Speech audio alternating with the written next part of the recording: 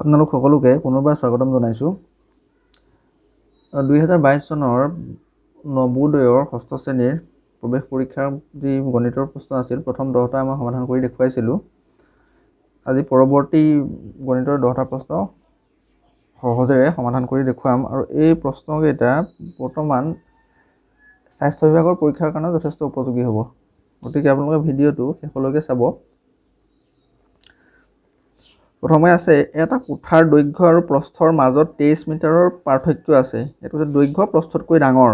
যদি কোঠাৰ মজিয়াৰ পৰিসীমা 206 মিটাৰ হয়, তেন্তে ইয়াৰ মজিয়াৰ ক্ষেত্ৰফল বৰ্গমিটাৰত হ'ব। উত্তৰ 4টা দিছে, কেনেদৰে সমাধান কৰিব লাগে সেইটো দেখাই আছোঁ।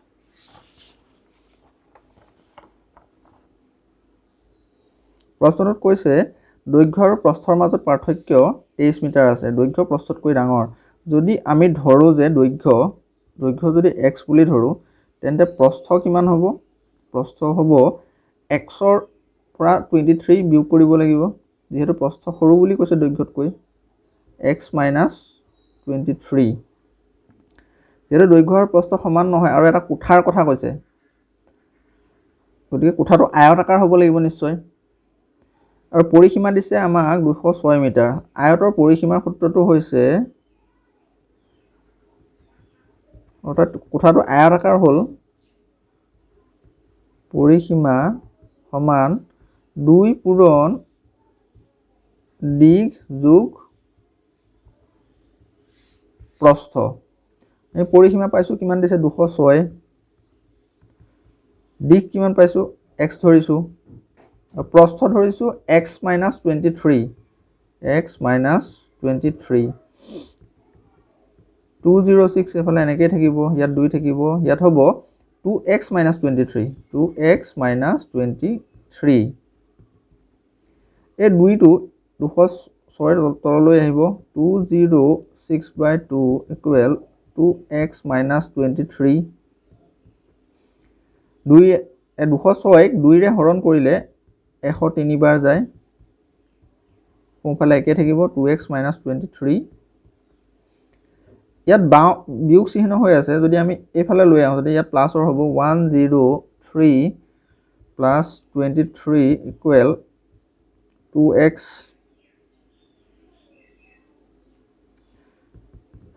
অৰ্থাৎ 2xৰ মান কিমান হ'ব? 126 হ'ব।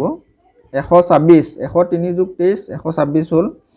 xৰ মান হ'ব 126ক আমি 2ৰে হৰণ কৰিম, তেতিয়া হ'ব 63। আমি দৈৰ্ঘ্য পালোঁ 63। প্ৰশ্নটোত সুধিছে,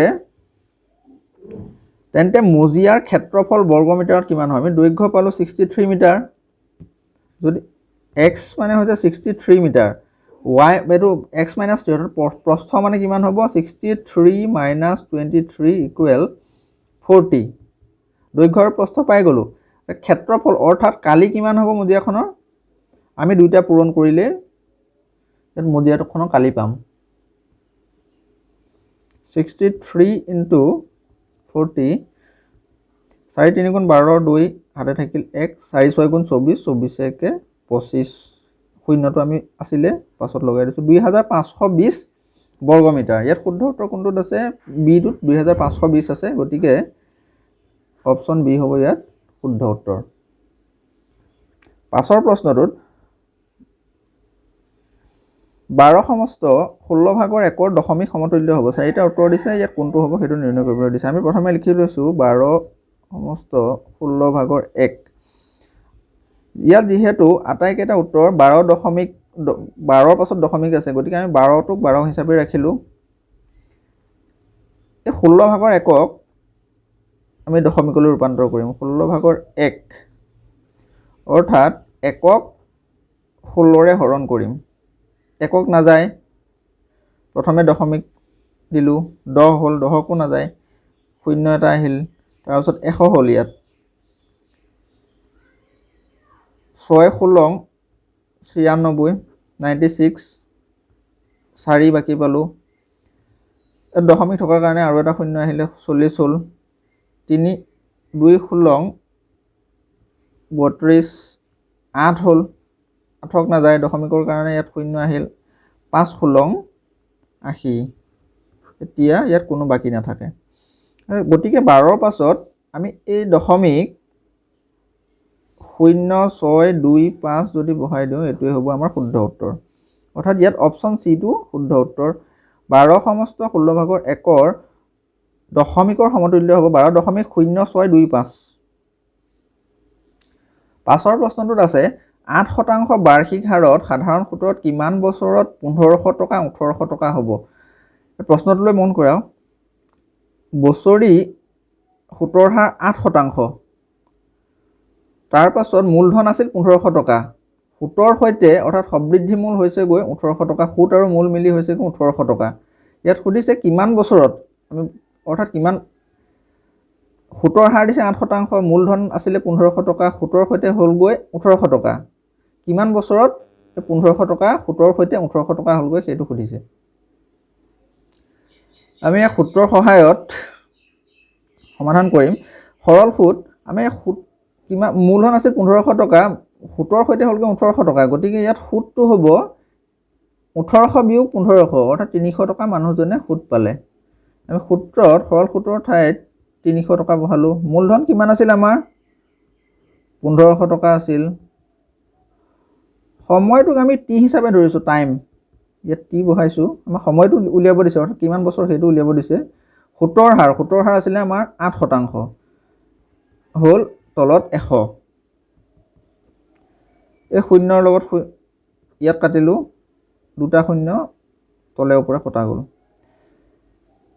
এইফালে থাকিলে 300 এইফালে থাকিলে 15 পূৰণ টি পূৰণ 8 টি মানে হৈছে সময়টো 8 15 120 120 টি এতিয়া টিৰ মান কিমান হ'ব 300ক 120 ৰে আমি হৰণ কৰিব লাগিব এই শূন্যৰ লগত শূন্য কাটিলো তাৰ পাছত দুইটাকে 6 ৰে কাটিব পৰা যাব 6 2 গুণ 12 6 5 গুণ 30 থাকিল কিমান 2 ভাগৰ 5 এতিয়া আমি 2 ৰে 5ক হৰণ কৰিম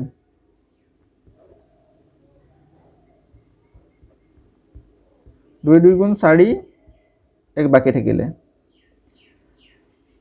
ইয়াক এনেদৰে দশমিক দিলো 10 আহিল 2 5 গুণ 10 কিমান পালো 2.5 অৰ্থাৎ 8% বাৰ্ষিক হাৰত সাধাৰণ সূত্ৰত 2.5 বছৰ অৰ্থাৎ 2.5 বছৰত 1500 টকা 1800 টকা হ'ব ইয়াত শুদ্ধ উত্তৰ অপচন সিত আছে 2 সমস্ত 2 ভাগৰ 1 বছৰ অৰ্থাৎ 2.5 বছৰত 1500 টকা 1800 টকা হ'বগৈ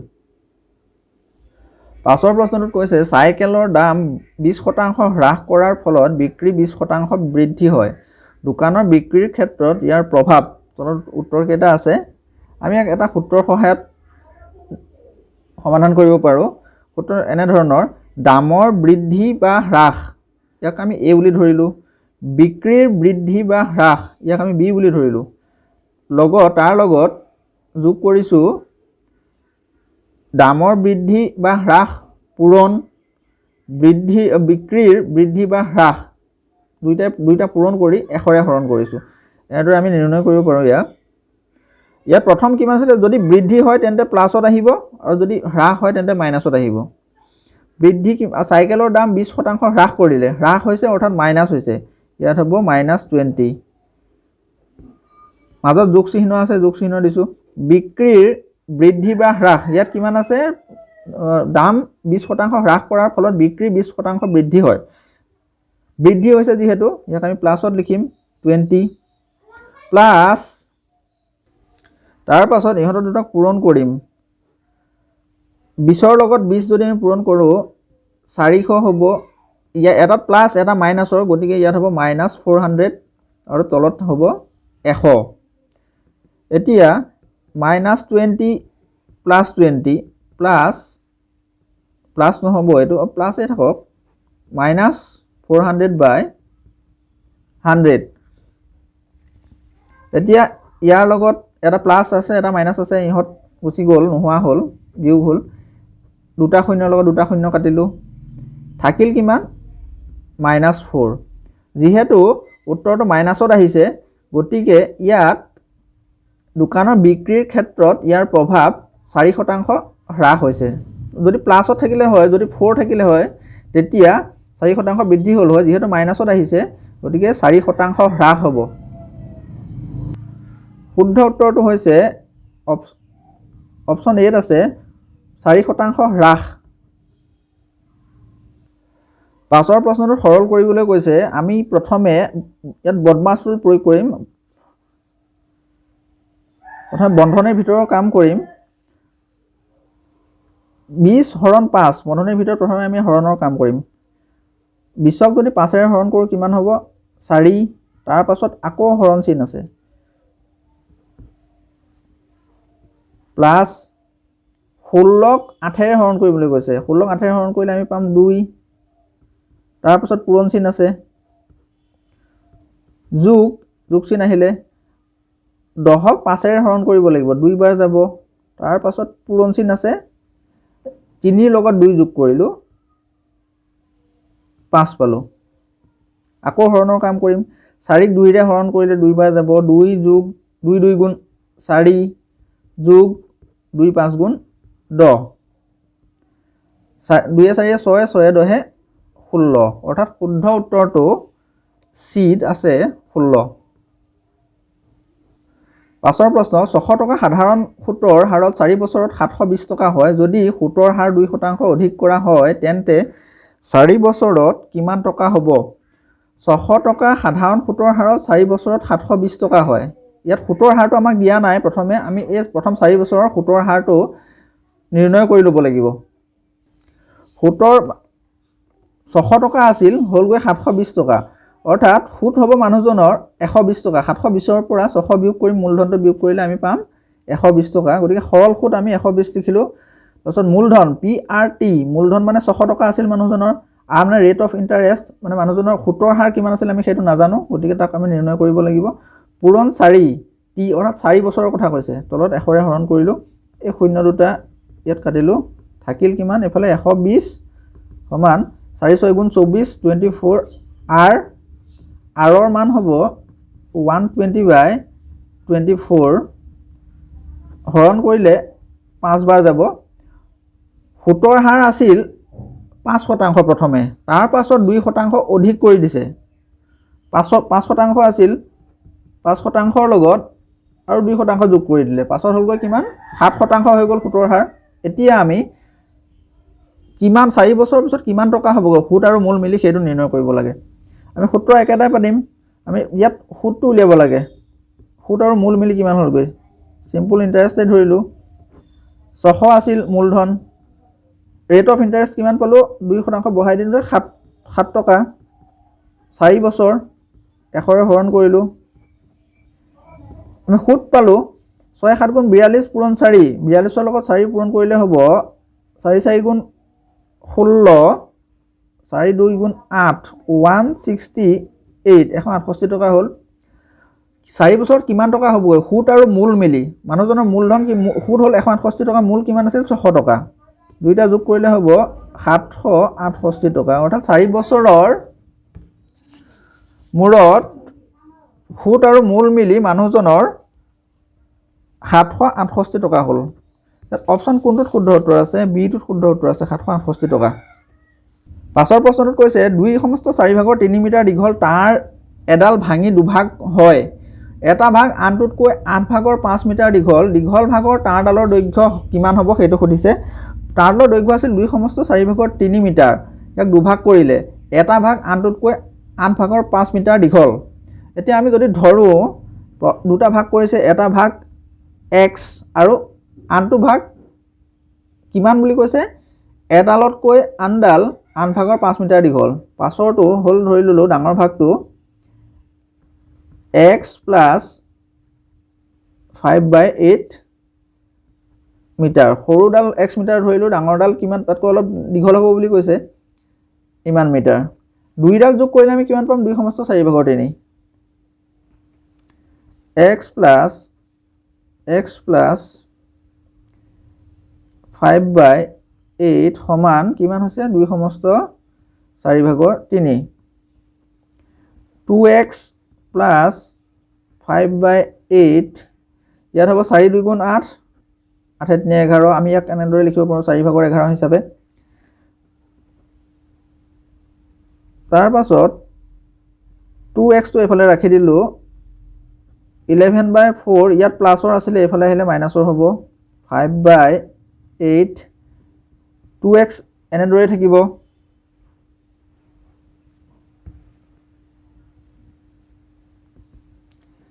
8 আৰু 4 লসাগু হ'ব 8 4 8ক হৰণ কৰিম 2 বাৰ যাব 2 লগত হৰণফল 2 লগত আমি ওপৰৰ লবটো পূৰণ কৰিম 2 11 22 মাজত বিয়োগ চিন আছে বিয়োগ চিন দিলো 8 8ক হৰণ কৰিলে এক বাৰ যাব 1ৰ লগত 5 পূৰণ কৰিলো 5 হ'ল তাৰ পাছত এইফালে কৰিছো এইফালে 2x আছে সমান 22ৰ পৰা 5 বিয়োগ কৰিলো থাকিব 17 তলত থাকিল 8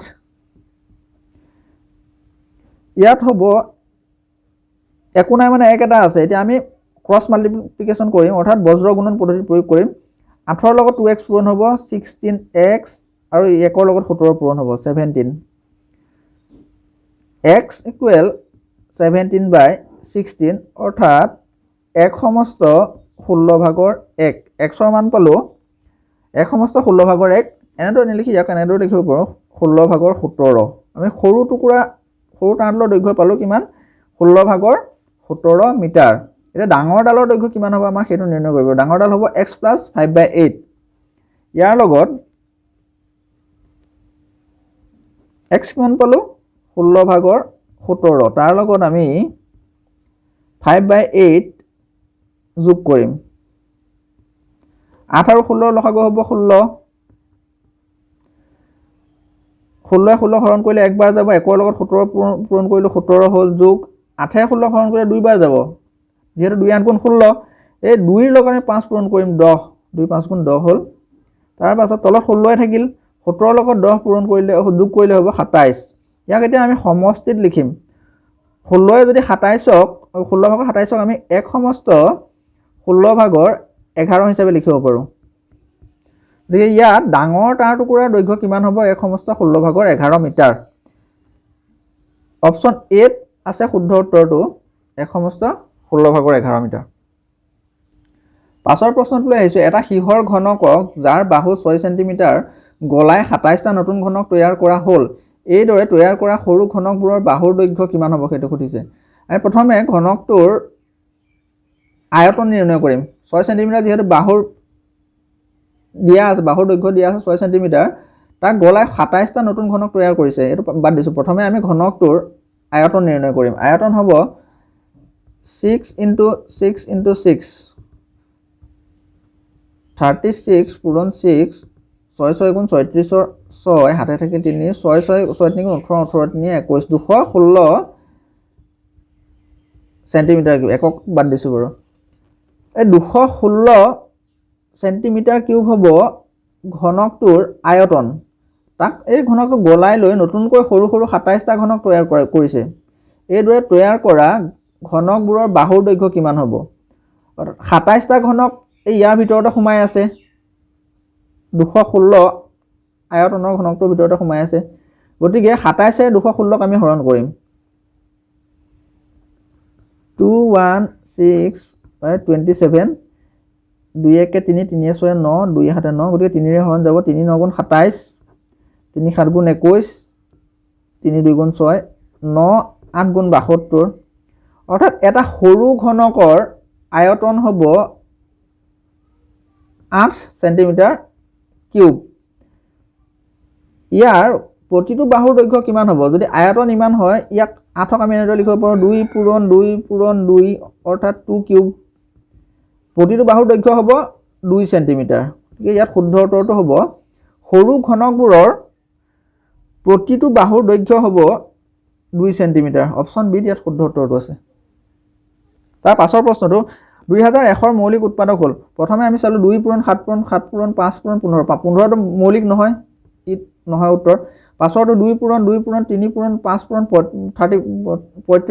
35 টো মৌলিক নহয় এটো উত্তৰ নহব তাৰ পাছত তলৰটোলৈ গৈছো আমি 4 পূৰণ 3 পূৰণ 5 পূৰণ 5 পূৰণ 7 4টো মৌলিক নহয় গতিকে ই উত্তৰ নহয় চিটো ইয়াত শুদ্ধ উত্তৰ হ'ব 2 পূৰণ 2 পূৰণ 3 পূৰণ 5 পূৰণ 5 পূৰণ 7 আটাইকেইটা ইয়াত মৌলিক সংখ্যা আছে গতিকে এইটো শুদ্ধ উত্তৰ হ'ব ইয়াক সমাধান নকৰিলেও যদি এনেদৰে থাকে এটা যদি মৌলিকত থাকে বাকি কেইটা যদি মিশ্ৰিত হৈ থাকে তেতিয়া আমি যেটো মৌলিকত উৎপাদকবোৰ মৌলিক সংখ্যা থাকিলে তাক আমি শুদ্ধ উত্তৰ হিচাপে লিখি দিব পাৰোঁ শেষৰ প্ৰশ্নটোলৈ আহিছো এটা কোঠাৰ দৈৰ্ঘ্য হ'ল 15 মিটাৰ ইয়াৰ মজিয়াত পাৰিবলৈ 15 সেন্টিমিটাৰ পূৰণ 12 সেন্টিমিটাৰ জোখৰ 7500 টাইলছ লাগিব কোঠাৰ প্ৰস্থ কিমান হ'ব হেতু সুধিছে এটা কোঠাৰ প্ৰস্থটো আমি নিৰ্ণয় কৰিব লাগে আৰু ইয়াত দিছে কোঠাটোৰ দৈৰ্ঘ্য 15 মিটাৰ আৰু সম্পূৰ্ণ কোঠাটোত লগাবলৈ 15 সেন্টিমিটাৰ পূৰণ 12 সেন্টিমিটাৰ জোখৰ 7500 টুকুৰা টাইলছ লাগে ইয়াত কোঠাটোৰ দৈৰ্ঘ্যৰ এককটো আছে মিটাৰত আৰু টাইলছৰ একক আছে সেন্টিমিটাৰত আমি প্ৰথমে সেন্টিমিটাৰ এককটো একে কৰিম মিটাৰলৈকে আমি ৰূপান্তৰিত কৰোঁ 15 সেন্টিমিটাৰ মানে হ'ব 100 ভাগৰ 15 মিটাৰ আৰু 12 সেন্টিমিটাৰ আমি যদি মিটাৰলৈ ৰূপান্তৰিত কৰোঁ তেতিয়া হ'ব 100 ভাগৰ 12 মিটাৰ এতিয়া আমি এক টুকুৰা টাইলছৰ কালিটো ইয়াৰ পৰা নিৰ্ণয় কৰিম কালি হ'ব ইহঁতৰ পূৰণফল হ'ব 100 ভাগৰ 15 পূৰণ 100 ভাগৰ 12 বৰ্গ মিটাৰ হ'ব বৰ্গ মিটাৰ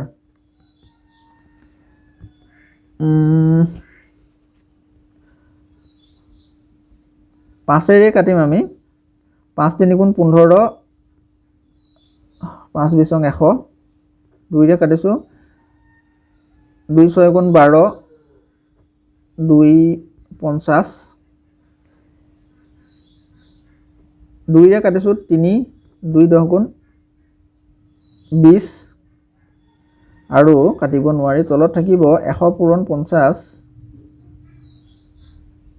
আৰু 10 পূৰণ 50 500 ওপৰত থাকিব 3 3 গুণ 9 বৰ্গ মিটাৰ এইটো পালো আমি এটুকুৰা টাইলছৰ কালি এক টুকুৰা ইয়াই টাইলছৰ কালি গতিকে এক টুকুৰা টাইলছৰ কালি হ'ল 500 ভাগৰ 9 বৰ্গ মিটাৰ আৰু মুঠ টাইলছ আছে কিমান 7500 গতিকে 7500 টুকুৰা টাইলছৰ কালি হ'ব 9/500 into 7500 এই শূন্য দুটা কাটিলো 5 ৰে 75 কাটিলো 5 15 75 9 লগত যদি 15 পূৰণ কৰোঁ 135 হ'ব 135 অৰ্থাৎ মুঠ 7500 টুকুৰা টাইলছৰ কালি কিমান হ'ল 135 বৰ্গ মিটাৰ বা মিটাৰ স্কয়াৰ এতিয়া আমি জানো যে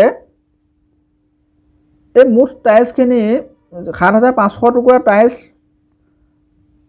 সম্পূৰ্ণ ৰুমটোত লগাব কোঠাটোত গতিকে মুঠ টাইলছৰ কালি যিমান হ'ব কোঠাটোৰ কালিও সিমানেই হ'ব গতিকে আমি কোঠাটোৰ কালি মুঠ টাইলছৰ কালি পালে 135 বৰ্গ মিটাৰ গতিকে কোঠাটোৰ কালিও সিমানেই হ'ব 135 মিটাৰ স্কয়াৰ বা বৰ্গ মিটাৰ হ'ব ইয়াত আমাক কোঠাটোৰ দৈৰ্ঘ্য দিয়া আছে 15 মিটাৰ আৰু প্ৰস্থটো আমাক নিৰ্ণয় কৰিবলৈ কৈছে আমি যদি কোঠাটোৰ কালি পাইছো 135 আৰু দৈৰ্ঘ্য কিমান দিছে 15 মিটাৰ 15 ৰে আমি যদি 135 হৰণ কৰি দিওঁ তেন্তে আমি কোঠাটোৰ প্ৰস্থ কিমান হ'ব সেইটো পাই যাম 15 135 হৰণ কৰিলে হ'ব 9 15 135 গতিকে কোঠাটোৰ প্ৰস্থ হ'ব 9 মিটাৰ অপচন এ ইয়াত শুদ্ধ উত্তৰ হ'ব প্ৰস্থ হ'ব 9 মিটাৰ